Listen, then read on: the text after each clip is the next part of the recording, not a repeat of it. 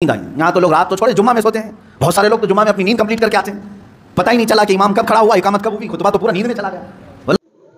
پیارے دوستو، آج میں پھر مفتی سلمان اظہری صاحب کی ایک بہت ہی پیاری اور ایک چھوٹی سی ویڈیو لے کر حاضر ہوا ہوں کہ جس میں مفتی سلمان اظہری نے بتلایا کہ اولیاء اللہ کی عبادتیں کیسی ہوتی تھی، اور آج ہم جو عبادت کرتے ہیں جمعہ 8 دن میں آتے ہیں لیکن رسم ادا کرنے کے بعد چلے جاتے ہیں۔ لیکن پیارے دوستو، اللہ والے کس طریقے سے کس انداز سے عبادت کرتے تھے، یہ آپ جو ہے مفتی سلمان اظہری صاحب کی زبانی سنیں گے تو انشاءاللہ آپ کا ایمان تازہ ہو جائے گا۔ چند بزرگوں کی بات بتا دوں، اللہ والے کیا دنیا میں انہوں نے کچھ حاصل نہیں کیا؟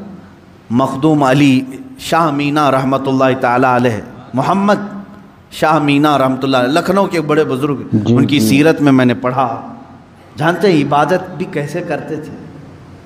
اللہ اکبر، رات کے وقت کھلی دیوار جو ہوتی، کمپاؤنڈ جیسے ہوتا ہے دیوار کے اوپر کھڑے ہو جاتے تھے، عبادت کے لیے کھڑے ہوتے تھے، ادھر بھی نیچے ادھر بھی نیچے، بیچ میں دیوار ہے، کھڑے کھڑے عبادت کرتے تھے رات تک۔ لوگ کہتے کہ حضور مسجد ہے، نیچے صحن ہے، آرام سے کریں، کہتے جب آرام ملتا ہے تو نیند آ جاتی ہے، آرام ملتا ہے تو نیند آ جاتی ہے۔ میں دیوار پر کھڑا ہوتا ہوں اور رات کو نیند آتی ہے تو کبھی کبھار دیوار سے گر جاتا ہوں، تو کہا گر جاتے ہیں پھر بھی کھڑے ہوتے ہیں؟ کہا ہاں، جو جسم غافل ہوگا اس کی سزا یہی ہے کہ وہ دیوار سے گرایا جائے، جو اپنے مولا سے غافل ہو اس کی سزا یہی ہے کہ اسے گرایا جائے۔ یہ اللہ والے جی حق ہے حضرت، جو لمحے بھر کے لیے غافل ہوتے تو اپنی جسموں کو سزا دے دیتے تھے۔ حضرت سیدنا ابو بکر شبلی رحمۃ اللہ تعالی علیہ، یہ ہمارے سلسلہ قادریہ کے بڑے بزرگ ہیں۔ بحر شبلی شیر حق دنیا کے کتوں سے بچا، ایک کارک عبد واحد بے ریا کے واسطے، ہم شجرہ میں پڑھتے ہیں ان کا نام۔ حضرت ابو بکر شبلی رحمۃ اللہ علیہ بغداد شریف کے بزرگ ہیں۔ سیدنا امام اعظم ابو حنیفہ رضی اللہ تعالیٰ عنہ کے پڑوس میں دفن ہیں۔ آپ جب رات کو ذکر الہی کے لیے کھڑے ہوتے یا عبادت کے لیے کھڑے ہوتے، ایک مرتبہ ایسا ہوا کہ آپ کو جھپکی آئی، نیند آئی۔ یہاں تو لوگ رات تو چھوڑے جمعہ میں سوتے ہیں، بہت سارے لوگ تو جمعہ میں اپنی نیند کمپلیٹ کر کے آتے ہیں، پتہ ہی نہیں چلا کہ امام کب کھڑا ہوا، اقامت کب ہوئی، خطبہ تو پورا نیند میں چلا گیا۔ واللہ عالم سوتے ہیں یا پھر کشف کرتے ہیں، مراقبہ کرتے ہیں، چوتھی منزل پر پہنچتے ہوں گے۔ عزیزان گرامی، یہ وہ دل سوتا ہے جسے اپنے رب تعالیٰ کی طرف توجہ نہیں ہوتی، وہ آیا ہے رسم ادا کرنے کے لیے، وہ آیا ہے لوگوں کے دکھاوے کے لیے۔ دل کی توجہ اور دل کی حضوری ہو تو نیند کہاں کی؟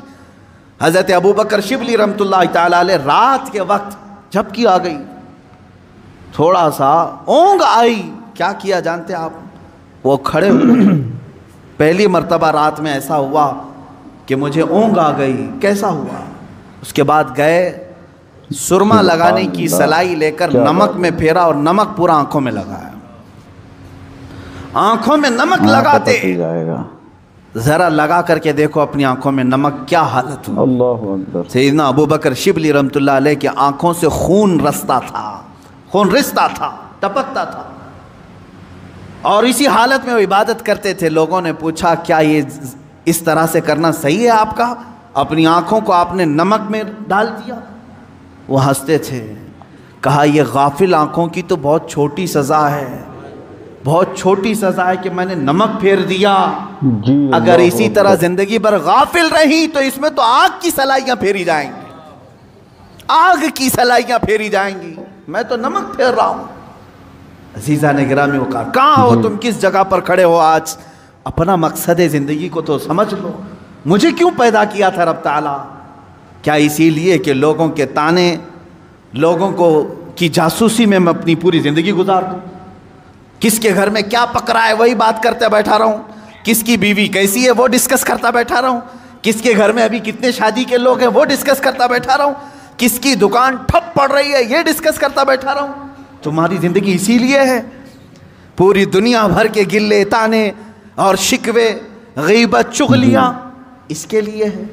میرے عزیزو، اپنی زندگی کا مقصد سمجھو اور آج کے بعد یہ طے کر لو کہ میں دکان میں ہوں کہ مکان میں ہوں کہ راستے پر ہوں، بے شک لوگوں کی عیب جوئی کرنے سے بہتر ہے کہ میں اللہ کو سبحان تو سبحان کہوں، اللہ سبحان اللہ، میں کہوں سبحان اللہ سبحان اللہ سبحان اللہ ما اعظم شانک، اے اللہ تو کتنا بلند ہے، تیری شان کتنی بڑی ہے۔